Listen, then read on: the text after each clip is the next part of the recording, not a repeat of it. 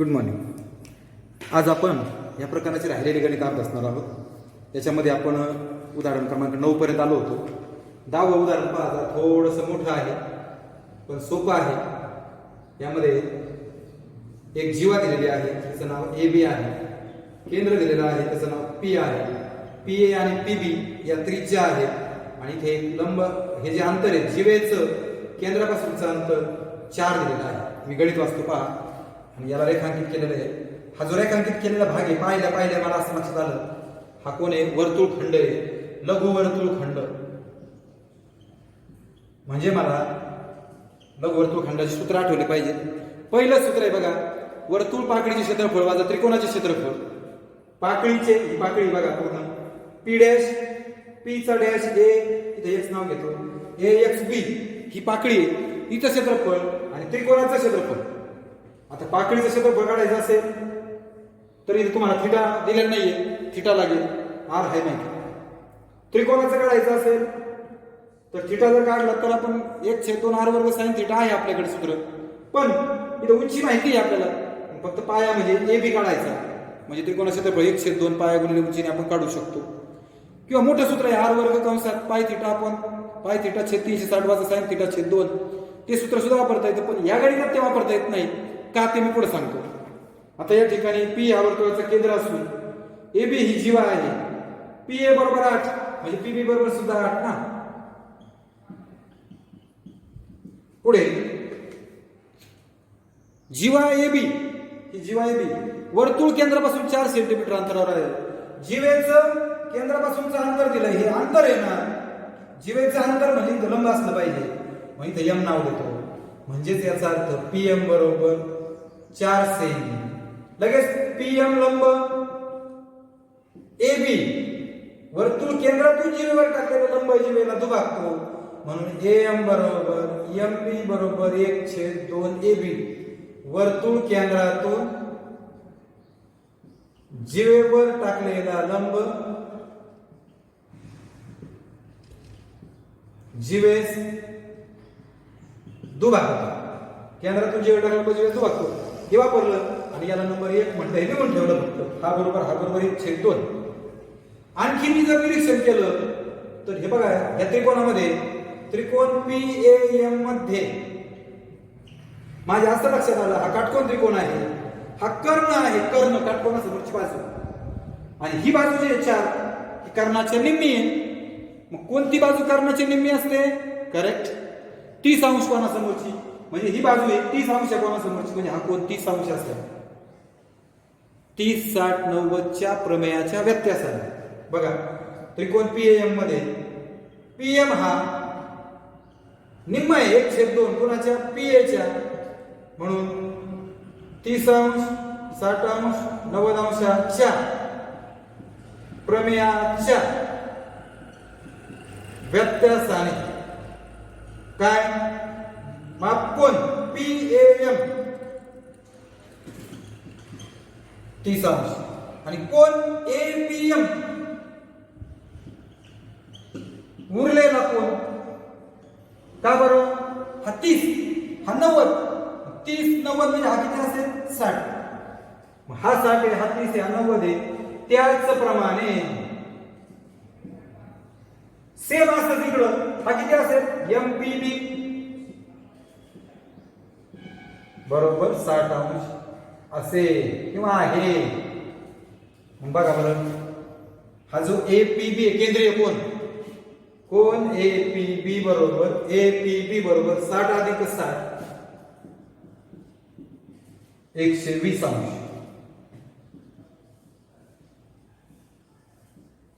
म्हणजेच थिटा बरोबर 120 अंश आणि आर किती आहे? 8 सेमी। म्हणून आता मी तुम्हाला मागाशी एक सूत्र इथं वापरता येणार नाही असं सांगितलं, कोणतं? मोठं, आर वर्ग कंसात पाय थिटा म्हणजे वजा साइन थिटा छेद 2 आहे की नाही, साइन 120 आपलं झालेलं नाहीये, किंवा त्रिकोणा क्षेत्रफळ 1/2 आर चा वर्ग साइन थिटा, तिथं पण साइन 120, म्हणून ते वापरता येणार नाहीये। त्यासाठी आपल्याला एम आणि एम बी काढावे लागते।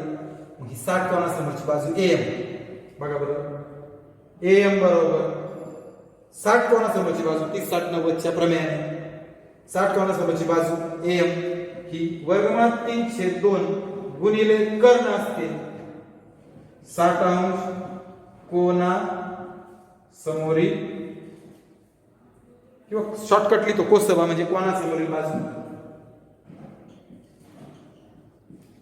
तिला असं म्हणा वाटलं 30 60 90च्या प्रमेयाने 30 60 90 अंशाच्या त्रिकोणाच्या प्रमेयाने AM आता वर्गमुळात 3/2 हा AP किती दिलेला आहे 8.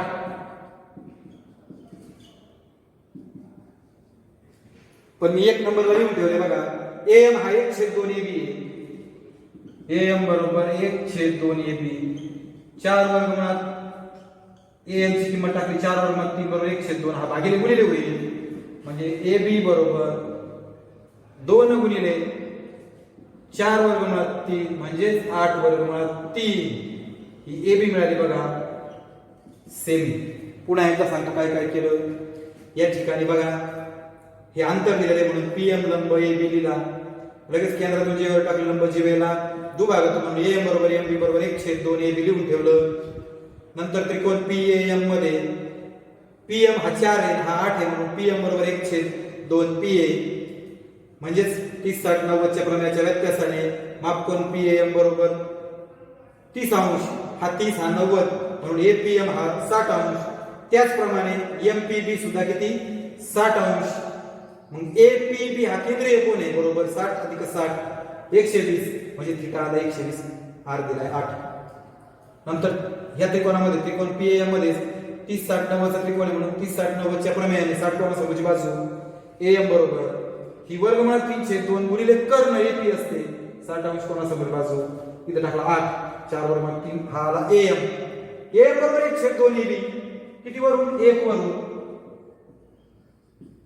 इथे टाकला AM भागिले 2 गुणिले झालं मला मिळाला AB मिळाला म्हणजे त्रिकोणाचा पाया माहित झाला.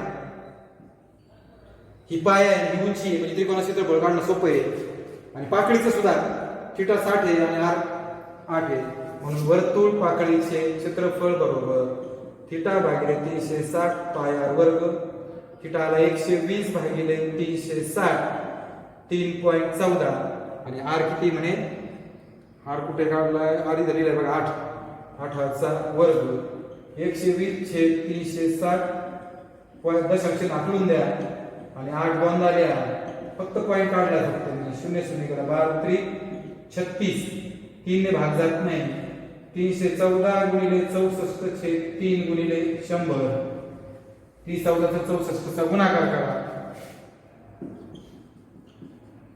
4 चौक 16 4 आणि 1 5 4 त्रिक 12 6 चौक 24 6 2 8 18 6 9 8 2 10 8 2 2096 3 गुणिले 100 खाली 100 तसाच ठेवतोय फक्त 3 ने भागा 3 ने कोणाला भागा 2096 3 सक 18 परत 3 सक 18 3 9 27 3 8 24 शून्य घेतला पॉईंट 3 सक 18 3 सक 18 3 सक 18 दशांश चिन्हानंतर तिसरं घन 5 किंवा 5 पेक्षा मोठा असेल पॉईंट 67 होईल 66 98 पॉईंट 67 भागिले 100 2 शून्य काढून घ्या पॉईंट इथे आहे आणखी 2 घन एकसारखे 66.9867 आणि पॉईंट पण तिसरं घन म्हणून 1 वाढवा 66.99 कॅल्क्युलेशन समजून घ्या.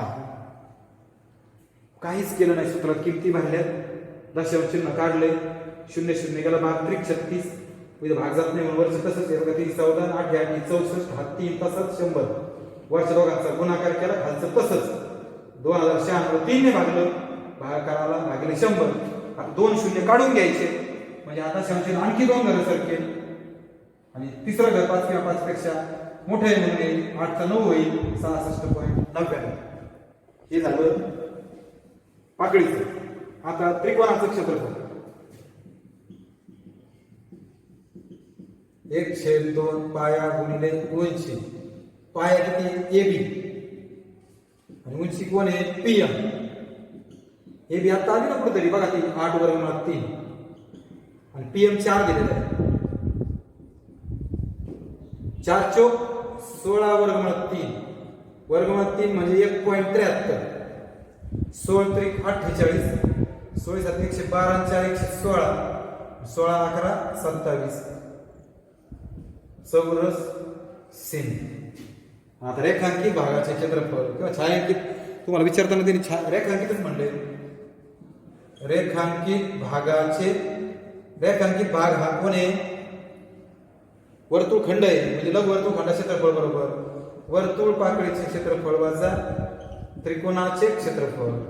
पाकळीचं आलं 66.99 वजा 27.68. खाली राहिला 1 खाली राहिले 3 हे राहिले 9 आणि हे राहिले 3. 39 सेंटीमीटर वर्ग हे त्याचं उत्तर असेल.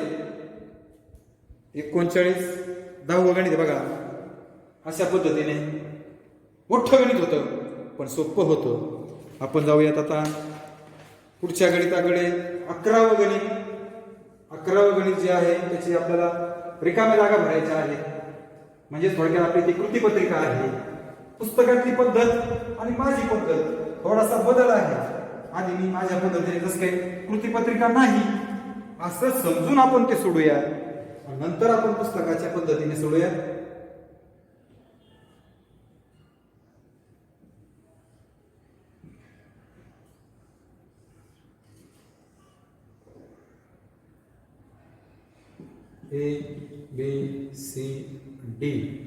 ABCDPQ बघा हा भाग तुमचा रेखांकित केलेला आहे. हा भाग एक रेखांकित इथे X आहे कुठेतरी आणि हा भाग तुमचा रेखांकित केलेला आहे. आणि या ठिकाणी बघा वर्तुळ पाकळी A''PCQ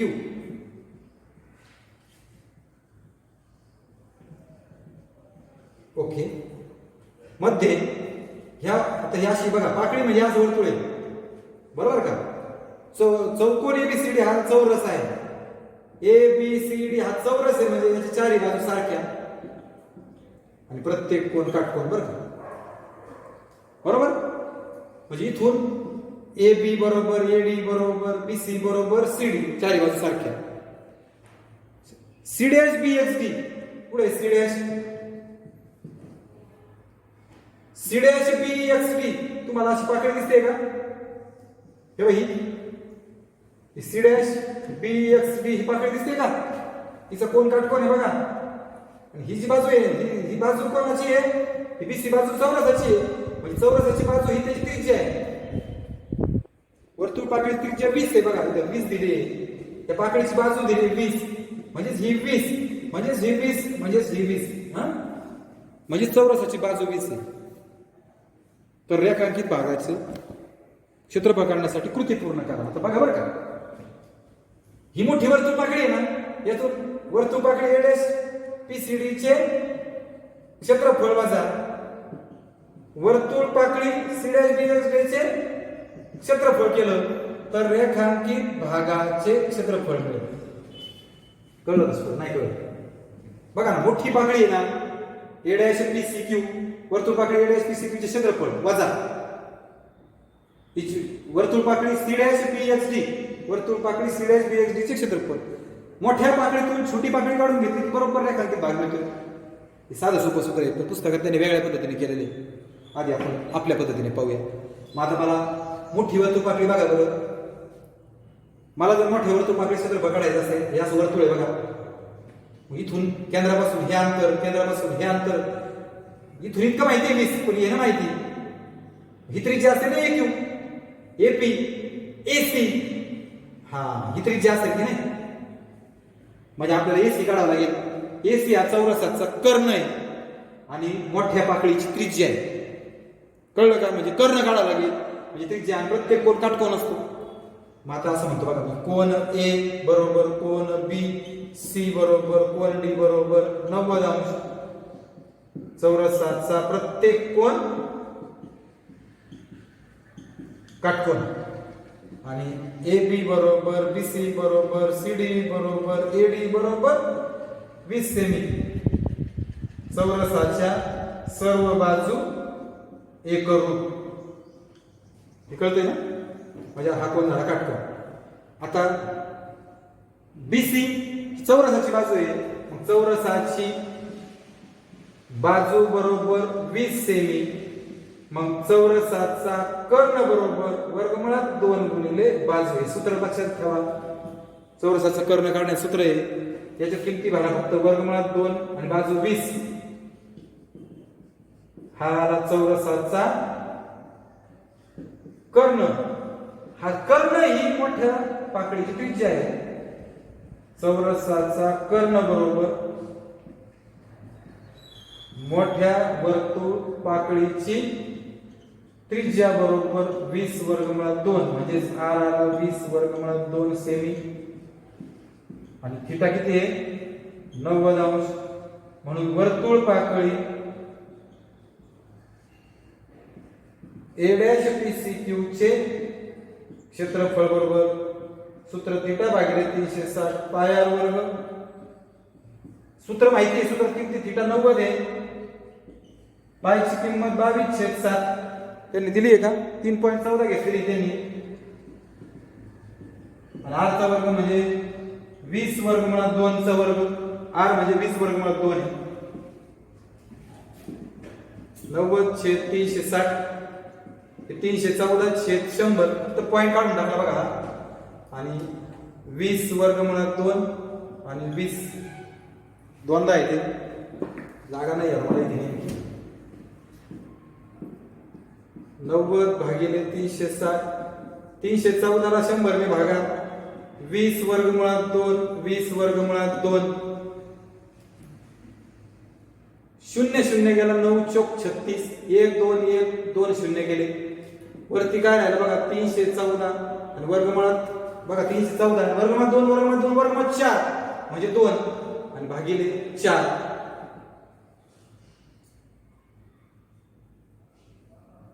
9 चौक 36 थिटा 90 भागिले 360 3.14 आणि 20 वर्गमुळात 2 गुणिले 20 वर्गमुळात 2 म्हणजे 2 गुणिले 2 राहिले नाही. 2 गुणिले 2 म्हणजे 4 येईल.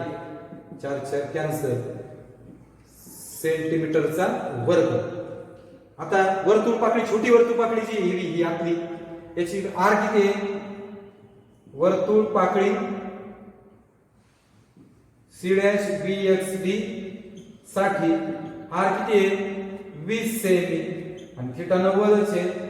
मग वर्तुळ पाकळी C dash B X D चे क्षेत्रफळ थिटा छेद 360 ते सूत्र 90/360 3.14 20 चा वर्ग. 90/360 3014 कसं लिहिलं?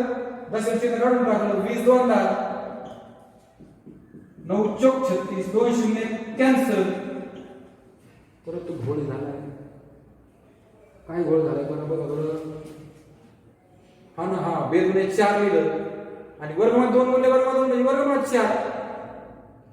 314 गुणिले 2 म्हणजे 628 यायला पाहिजे. हे 0 0 केलं. 314 गुणिले 4/4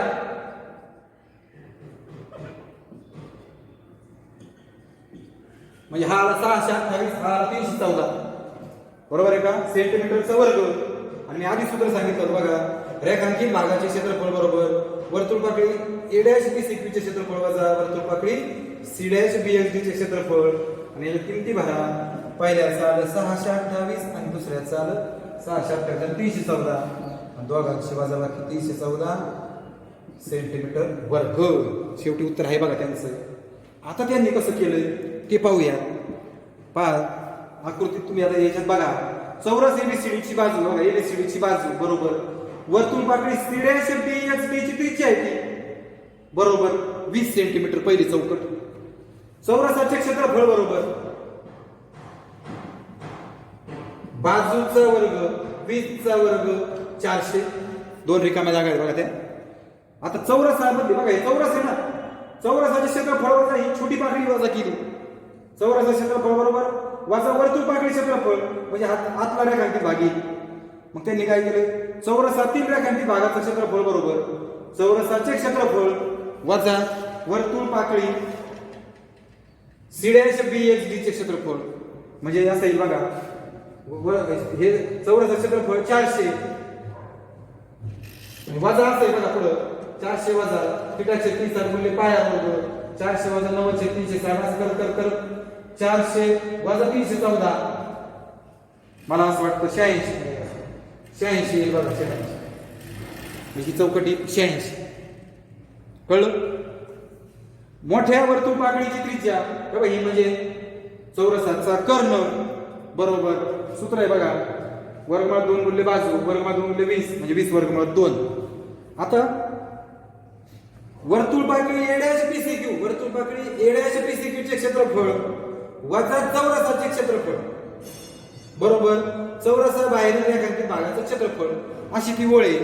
म्हणजेच वर्तुळ मोठ्या वर्तुळ एड्याचे PCQ चे क्षेत्रफळ म्हणजे हे सूत्र हे बघा हे सूत्र वजा चौरसाचे क्षेत्रफळ म्हणजे 400 याच्यातून वजा 400 बाकी हे तिथं असं येईल बघा. इथं हे नाही θ/3 हे त्याच्या खाली हे वजा 400 तसंच मग हे वजा 400 हे वजा 400 628 वजा 400 म्हणजे 128 200 400 200 600 228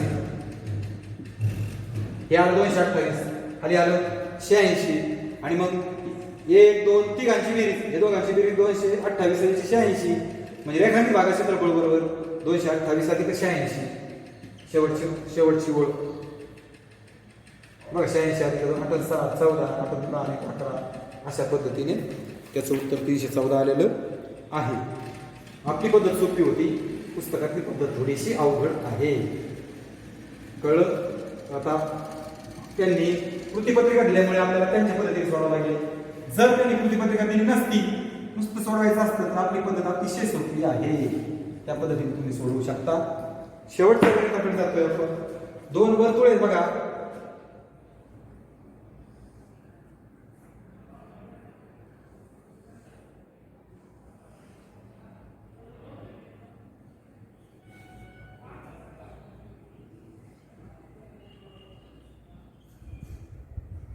OBADC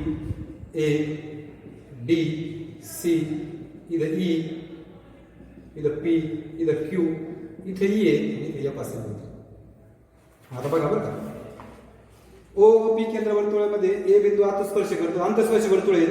BQ 9 आहे बघा. BQ हा 9 आहे हा आणि D 5 आहे बघा. तर खालील कृती पूर्ण करा. मोठ्या वर्तुळाची त्रिज्या कॅपिटल R लहान वर्तुळाची त्रिज्या स्मॉल r बघा बरं. मोठ्या वर्तुळाचे केंद्र आहे OB OA OC आणि OD याच्याबरोबर R आहे बघा. आणि लहान वर्तुळाची त्रिज्या PA बरोबर PQ बरोबर छोटा r ही एक त्रिज्या ही एक त्रिज्या आहे बरोबर का. आता OB बरोबर काय आहे बघा बरं. OB बरोबर OQ अधिक BQ हा OB आताच दिला पण R OQ मला माहित नाही पण BQ हा 9 आहे अधिक 9 इकडे वजा होईल. तसंच OD बरोबर काय अधिक काय OE अधिक D OD बरोबर कोण आहे R कॅपिटल OE माहित नाही आणि D 5 आहे बघा. हा अधिक 5 परत वजा होईल म्हणजे R वजा 5 येईल बघा. म्हणजे मला OQ आणि OE हे 2 तुकडे मिळाले बघा. आतल्या वर्तुळामध्ये 2 जेव्हा अंतर्भागात छेदतात बरोबर आहे का. म्हणजेच पहा आपलं वर्तुळ प्रकरणामध्ये सगळ्यात शेवटी जो प्रमेय झाला बघा. मी 5 नंबर मी सांगतो तुम्हाला की ज्यावरून आपल्याला आता त्या प्रमेयाचा उपयोग करायचा आहे.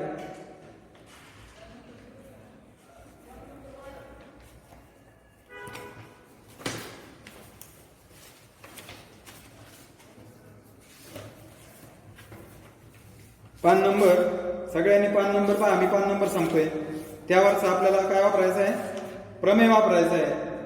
2 जीवांच्या आंतरछेदाचा प्रमेय बघा. तो 2 जीवांच्या अंतर्भागात छेदतात जीवांच्या इथं बघा बाह्य छेदाचा प्रमेय पान नंबर 78 वर आहे आणि त्याच्या आधीचा जो प्रमेय 77 पानावरचा जीवांच्या आंतरछेदनाचा प्रमेय. जीवांच्या आंतरछेदनाच्या प्रमेयाने आंतरछेदनाच्या प्रमेयाने तुकड्यांचा गुणाकार हातमध्ये बघा OQ बरोबर OQ गुणिले OA आणि OE गुणिले OF. याच्यामध्ये हे दोघं जण सारखे आहेत बघा, कारण केंद्रातून जे लंब जीवेला दुभागतो त्यांनी दिलेला आहे आपल्याला. ते लंब पाहिजे होता, त्यांनी लंब दिलेला नाही आकृती, पण आपण तो समजा आता गृहीत धरावा लागेल आपल्याला, कारण त्यांनी कंसात OE बरोबर OF दिलेलं आहे. आता बघा बरं या किमती भरल्या. OQ माहित झालेला आहे, OA सुद्धा OQ आणि OE पण माहिती, OE पण माहिती आहे, बरोबर आहे का? बघा राहिला OA. OA म्हणजे त्रिज्या आहे, म्हणजे हा R आहे. OQ किती आहे? OQ R वजा 9 आहे. त्यानंतर OE R वजा 5 आहे आणि OA पण OE सारखी आहे म्हणून हा R वजा 5 आहे, बरोबर आहे का? बघा आता हा जो गुणाकार आहे, पहिलं हा जो कंसाचा गुणाकार, पहिलं पद दुसरा कंस वजा दुसरा पद आणि दुसरा कंस, म्हणजे याच्यातल्या प्रत्येकाने याला गुणलं R वर्ग वजा R गुणिले 5R वजा परत 5R आणि वजा वजा अधिक 25 R वर्ग समान चिन्ह बेरीज करा, 5 आणि 5 10R चिन्ह आणि अधिक 25 म्हणजे R वर्ग वजा 10R अधिक 25. हा विस्तार कच्चा केलाय बघा मी. आणि इथं या R ने कंसामध्ये प्रत्येकाला गुणा R गुणिले R, R चा वर्ग R गुणिले R एक म्हणून R चा वर्ग वजा 9 गुणिले R 9R. हा R वर्ग वजा 9R असाच हे दोघं जण अधिक तो वजा होईल, हा वजा अधिक होईल आणि तिकडे 25 राहील. R वर्ग वजा R वर्ग कॅन्सल, चिन्ह समान, वजाबाकी करा. 10 तून 9 गेले 1R म्हणजे Rच, मोठ्याचे चिन्ह अधिक म्हणजे R मिळाला बघा. R म्हणजे मोठ्या वर्तुळाची त्रिज्या आहे, बरोबर आहे का?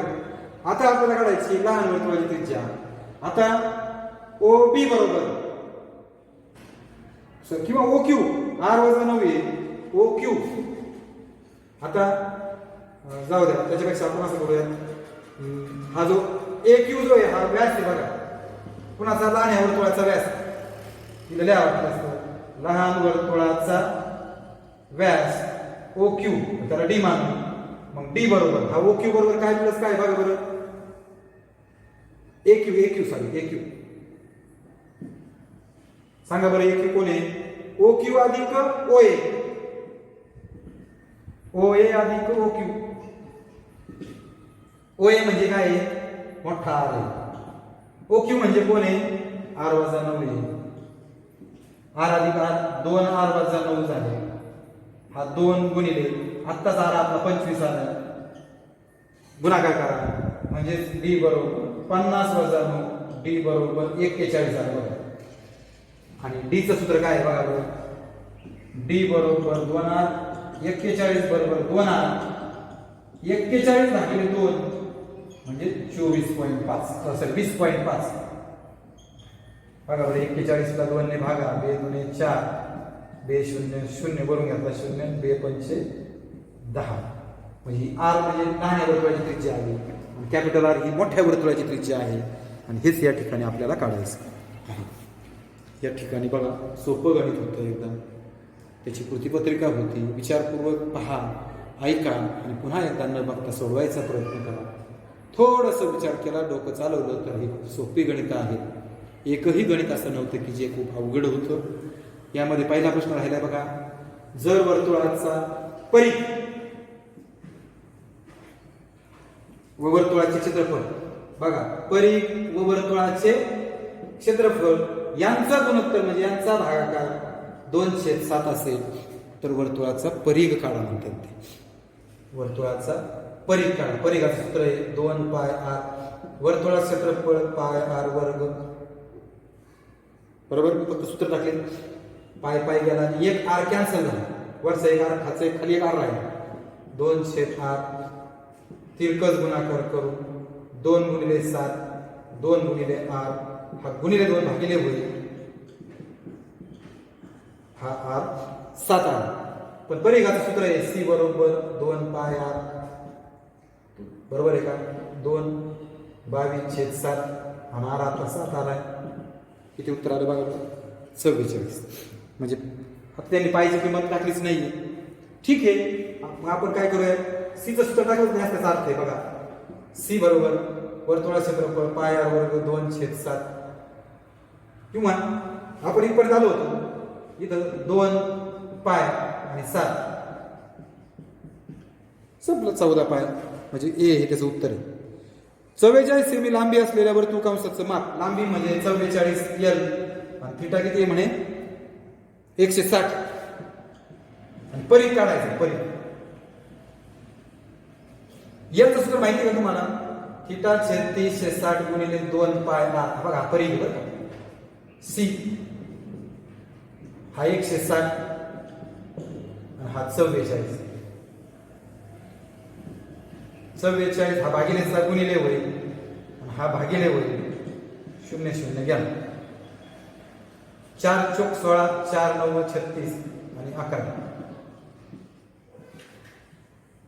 99 आहे का तिथे बघा बरं, डी आकडा त्याचा पर्याय नक्की डी आहे का बघा.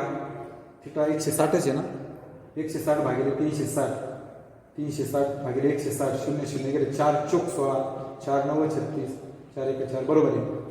तिसरं गणित पहा, कंसाचं माप म्हणजे थिटा 90 आहे आणि r 7 आहे, तर वर्तुळ पाकळीची परिमिती हे बघा, ही पाकळी आहे थोड्याच.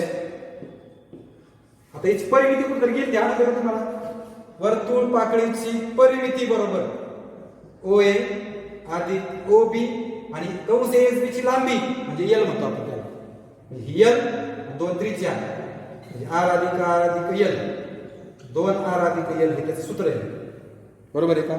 मग आता वर्तुळ पाकळीची परिमिती काढण्यासाठी L माहित असतो, L गरजेचं आहे. आधी आपण L काढू, काय काढू L चं सूत्र काय आहे, थिटा भागिले 360 2 पाय r. थिटा दिलाय का तुम्हाला, किती वगैरे चाललंय आपलं तिसरं. थिटा 90 आहे, r 7 आहे बघा, 90/360 2 गुणिले 22/7 आणि 7 0 0 गेला 0 0 गेला, 9 चौक 36 बे 2 4 बे 11 22 म्हणजे 11 आले बरं का. वर्तुळ पाकळीची परिमिती बरोबर त्रिज्या अधिक L, त्रिज्यामध्ये काय आहे 7 परत 7 आणि 11, 7 अधिक 7 14 अधिक 11 25 सेंटीमीटर येते बघा, बी आकडा आहे बघा. तळाची त्रिज्या r आणि उंची h, r बरोबर 7 आणि h बरोबर 24. अशा काय करायचंय त्याचं, वर्तुळ अशा शंकूचे वक्रपृष्ठफळ काढायचं. मग मी लगेच म्हटलं शंकूचे वक्रपृष्ठफळ बरोबर काय सूत्र आहे, पाय r l. r माहिती आहे, h माहिती आहे, l कुठं माहिती आहे, मग पायथागोरस प्रमेयाने L वर्ग बरोबर r बरोबर आहे का बघा. r चा वर्ग 7 चा वर्ग 24 चा वर्ग वर्ग 49 हा 576 हे तुम्हाला यायला पाहिजे. दोन वर्गमूळ घेऊ म्हणजे L हा 25 चा वर्ग आहे म्हणजे L आला 25 बरोबर आहे. तळाची त्रिज्या 7 आणि हा ओके, पायची किंमत 22/7, तळाची त्रिज्या 7 आणि हा आला 25. 22 गुणिले 25 म्हणजे 50 आणि 5 55 550 त्याचं उत्तर आहे म्हणजे बी आकडा. 5 सेंटीमीटर त्रिज्या व वृत्तचित्तीचे वक्रपृष्ठफळ दिले बघा. वृत्तचित्तीचे वक्रपृष्ठफळ 2 पाय RH. वक्रपृष्ठफळ दिले 440, 2 गुणिले 22/7 त्याच्यामध्ये दिले 5 सेंटीमीटर त्रिज्या आणि उंची विचारली बघा. पायची किंमत दिलेली नाहीये म्हणून 5 गुणिले h सूत्रात किमती भागल्या बघा. 2 पाय तासच ठेवला, 5 सेंटीमीटर त्रिज्या म्हणजे r5 आणि h तासाच. मला h काढायला सांगितलंय, तिघ जण इकडे येतील बघा. 440 भागिले 2 पाय गुणिले 5 बरोबर h. 440 भागिले 10 पाय 44 छेद पाय त्याचं उत्तर आहे. पहिलंच आहे बघा पर्याय ए. एक शंकू वितळून त्याच्या तळाच्या त्रिज्या एवढ्याच त्रिज्येची वृत्तचित्र तयार केली. बघा त्रिज्यासारखी आहे. शंकू वितळवला, हा शंकू आहे आणि तळाची त्रिज्या आहे ना, या त्रिज्या एवढ्याच त्रिज्या असणारा वृत्तचित्र तयार केली, म्हणजे सेम तळ असणारा, म्हणजे याची आणि त्याची त्रिज्या सारखी आर सारखी आहे. वृत्तचित्राची उंची 5 असेल तर शंकूची उंची मात्र वेगळी असेल. मग आपण शंकूची उंची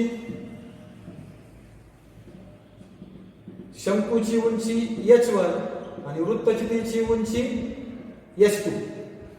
वितळवणे शब्द आलाय ना, मग वृत्तचित्राचे शंकूचे घनफळ 1/3 पाय r वर्ग h, उंची h आहे म्हणून h1, आणि वृत्तचित्राचे घनफळ पाय r वर्ग h, पण उंची काय आहे h2. शंकू वितळून वृत्तचित्र म्हणजे दोघांचं सारखं घ्यावं लागेल, कारण त्रिज्या सारखी आहे ना, दोघांचं घनफळ सारखं म्हणून एका पुढे एक मांडलं. त्याच्यात तुम्हाला त्यांनी काय दिलेलं आहे, वृत्तचित्राची उंची h2 दिलेली आहे. किती दिली आहे? वृत्तचित्र जर वृत्तची उंची 5 असेल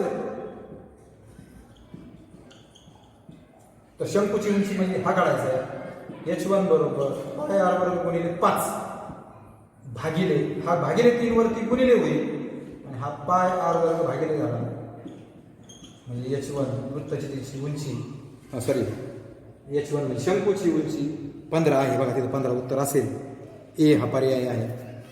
त्यानंतर 0.01 बाजू असलेल्या घनाचे घनफळ बरोबर बाजूचा घन 0.01 चा घन हा 3 ला लिहायचा आहे. पॉईंट नाही असं झालं 1 चा गुणाकार एकच, पण पॉईंट मध्ये 2 घर एकूण झाली 6 घर. 1 2 3 4 5 6 आणि मग पॉईंट आणि सेमी घन. बघा बरं, मला असं वाटतं पर्याय डी आहे तसा. आणि 1 घनमीटर घनफळ असलेल्या 1 घनमीटर घनफळ असलेल्या घनाची बाजूची लांबी किती? बाजू विचारल्या, घनफळ घनाचे घनफळ 1 घमी, सूत्र घनाचे घनफळ बरोबर बाजूचा घन, घनाचं घनफळ 1 दिले, बाजूचा घन हा 1 चा घन 1 आहे, 2 घनमूळ घेऊन घन निघून गेला. बाजू आली 1 मीटर, पण उत्तर सेंटीमीटर मध्ये, मीटरचं सेंटीमीटर म्हणजे मोठ्याचं लहान्यात रूपांतर करायचं, 100 ने गुणावं लागेल. हे त्याचं उत्तर आहे आणि पर्याय आहे बघा सी. या ठिकाणी आपलं शेवटचं प्रकरण संपलंय. त्याचप्रमाणे आपलं शेवटचं प्रकरणच नव्हे तर आपला गणित भाग 2 पूर्णपणे झालेला आहे. या ठिकाणी आपण थांबूयात. धन्यवाद.